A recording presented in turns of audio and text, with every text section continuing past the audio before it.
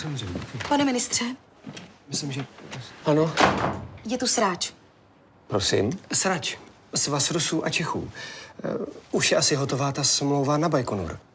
Prý je to naléhavé. Vodka a kaviár, to nemůže být naléhavé. Je se tady ve vaně.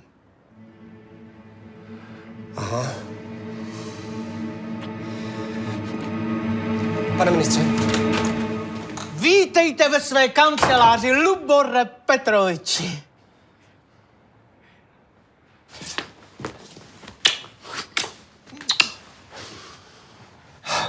byl jsem 3 roky na zemi, mám to natrénované.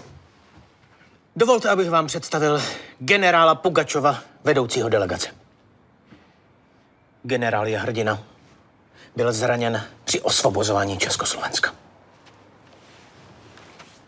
Nevypadá tak starý. Myslíte druhé osvobozování Československa? Jak? Aha. Na úvod jednání přijměte, prosím, tento malý dar. Je to matrioška s podobou vašeho prezidenta.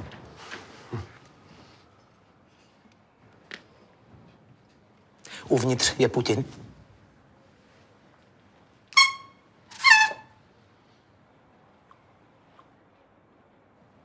Tak neposadíme se?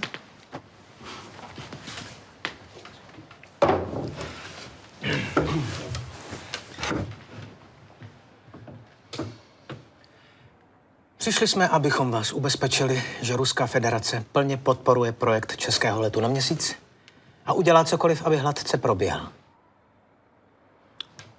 Tak to rádi slyšíme. Rozuměl jsem správně? Podporujete? V tom případě důrazně protestujeme proti tomuto bezprecedentnímu vměšování do našich vnitřních záležitostí a hlavně proti porušení naší dohody o využití Bajkonuru. To ale nijak neovlivní naše vzájemné vztahy a rozhodně nijak neohrozí dodávku zemního plynu do České republiky. Moment, co se to tady děje? Promiňte, pánové, pan ministr není obeznámen s ruskou diplomatickou školou.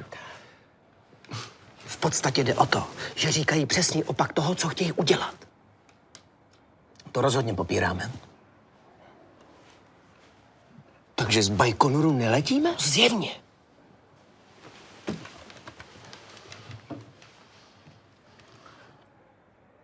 V tom případě váš postoj vítáme a rozhodně uděláme všechno proti tomu, aby si Američané u nás postavili radar. To jako vážně? Promiňte, pánové, dejte nám chvilku. To nepřipadá v úvahu. Oni používají ruskou diplomatickou školu a my českou. Co je česká, sakra? Ze začátku dělat ramena, pak začít fňukat a doufat, že to za nás vyřeší Američani. Nechte mě mluvit. Jsme taková malá země. Proč nás nenecháte na pokoji? Ruská federace vždy respektuje svrchovanost států bez ohledu na jejich velikost. Moment. Není to náhodou kvůli tomu, že vy sami jste na Měsíc nikdy nepřistáli? Ne. No, takže ano. Protestuji proti této gramatické pasti. Nezlobte se na nás, prosím. Dobrá? Jednejme bez rukavic. Jste malý národ a měli byste znát své místo, které je na zemi a ne ve vesmíru. A taky byste se měli snažit mít dobré vztahy se svým východním sousedem. No, ale to je Slovensko. Zatím. Promiňte, pane ministře, ale je tady Čupka. To Čupka? Česká unie pro partnerství a kooperaci s Amerikou. Američani. No. Nechte nás o samotě.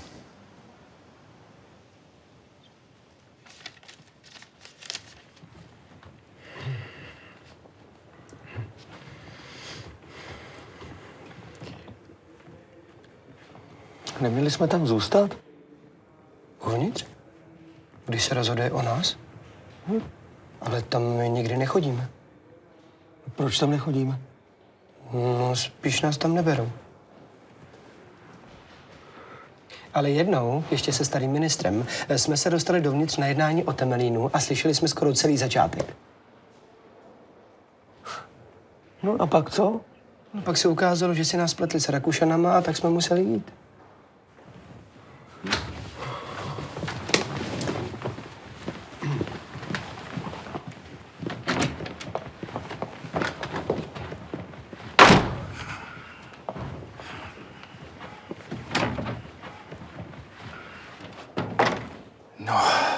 Byla to fuška, ale máme to. Můžete udělat, co chcete. Tak diktujte. Musíme se odvděčit za to, že můžeme dělat to, co chceme. A čím? No, obvykle něčím, co dělat nechceme. Tím vzniká rovnováha. Tak zaprvé, na tom měsíci, ať se děje, co se děje, nikdo nesmí šlápnout na tu naši první stopu. Rozumíme si? Dále Polynésie. Někdy příští měsící budeme vyhlašovat válku. Polynezii? Ano, naši experti tomu dělali pár vrtů a zjistili, že je tam ohrožená demokracie. Klasika. Takže se zúčastníte invaze. Do Polynezie? Boj za lidská práva nezná hranic. No a kdo se jí ještě zúčastní? Mikronézie. No, to nebude problém, ale víte, jsme malá země. Stačí, když pošlete polní nemocnici a 2 traktory, jako obvykle. A dál? Dál nic. Aha. Proč? No ne, já jenže normálně bývají 3 věci. To je pravda. Tak si třeba kupte iPhone. Klasika. iPhone. Koupit. Ano. Ano. Ano. Že by první česká slava z měsíce byla věnována prospěšnosti drůbežího masa? No, asi bychom o tom mohli uvažovat. Konec konců drůbeží maso je prospěšné, tak proč by to náš kosmonaut nemohl říci? Vejconaut? Víte co, pane Hrabiši, co kdybyste se zastavil u mě na ministerstvu a probrali jsme to osobně? Určitě na něco přijdeme. Dobře. Dobře. I vám. Tak. Prachy máme. Co zbývá? No, vlastně nic. Bouček řeší Šmita a jestli Rusové nezačnou používat svou klasickou obchodní strategii, Moment. To je zase co? že se s vámi na něčem dohodnou a pak chtějí víc. Já upozorňuji, že jestli teď něco krachne, tak kvůli té unijní pokutě budeme muset prodat Karlštejn nebo tak něco. Ne, já myslím, že dohodu dodrží. V posledních letech dělají tyhle vofuky jen při dodávání plynu do Evropy. Promiňte, pane ministře, ale on se bude prodávat Karlštejn? Cože? No, volají Rusové, že ho kupujou.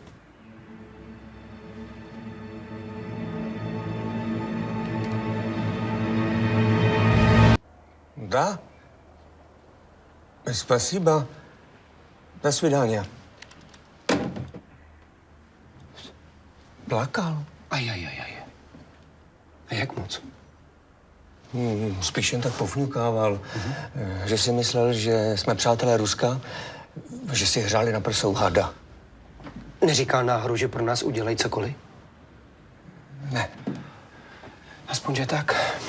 Potom obvykle nastává do 24 hodin invaze. No, ale ten Karlštejn chtějí. A jestli jim ho neprodáme, tak z Bajkonoru neletíme. To je situace. Co Američani, nepomůžou? A tím se nedá dovolat. Vedem noci se v OSN snaží zabránit válce v Polynezii. To pytle! Vy jste se snad posrali. Ale Škodovku jsme taky prodali. No, a Škodovka je mi uprdele.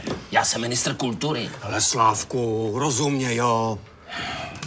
Když se to správně uchopí, tak si nikdo ničeho nevšimne. Je to hrát, ten si přece nikam neodvezou. No? Biska hlásí, že Rusové mají na hranicích připravených 160 humanitárních tahačů. Tak to vidíte, tak na to já seru. No tak možná odvezou, no. Ale kdyby třeba slíbili, že ten kopec nenechají holej, že tam postaví něco náhradního. Třeba akvapark. No, Serte na to taky, radši. Že se prodá Karlštejn, to by lidi nikdy neskousli. Promiňte, já si myslím, že Karlštejn je pro naši malou zemičku příliš velký luxus. Co to je? Alenko. Zrovna o tom mluví v televizi. Měli bychom se už konečně rozhodnout, jestli si budeme dál vydržovat Karlštejn, nebo jestli zvýšíme třeba Porodné. Slyšel jsem, že za peníze zastupného se kupují cigánům drogy a chlast. Ale nevím, že jo. Karel IV. Byl Němčor a Němci vyvraždili Židy. Já myslím, že těch hradů máme až moc, že jo. Já vůbec nechápu, proč se to neprodá nějakému velkému národu, který se o to dobře postará. Nebo nedá.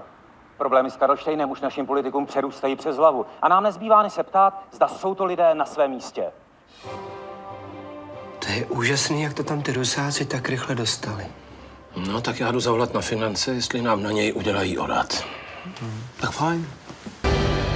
Rozumím. Tak to jsme v prdeli. Hnízdí tam sluka jarní. Zasraný ochránci. S ničím se tam nesmí hejbat do podzima. A na podzim? Přiletí sluka zimní. Takže kurva neletíme? Bez Karlštejna jsme v háji.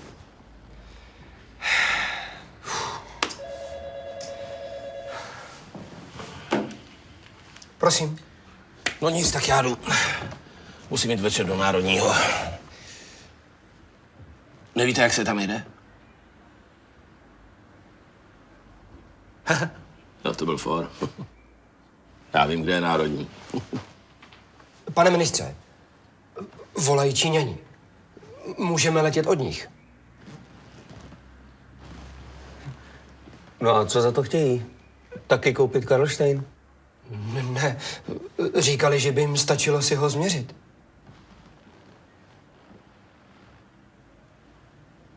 Pro mě za mě? Ale bacha na ty sluky. Ano, tak my bychom měli zájem, ano. Naschledanou, naschle. Jak se to ty Číňani mohli tak rychle dozvědět? No to nám na zameny taky nikdy nešlo na rozum. Ony ty mocnosti to vždycky nějak vytuší.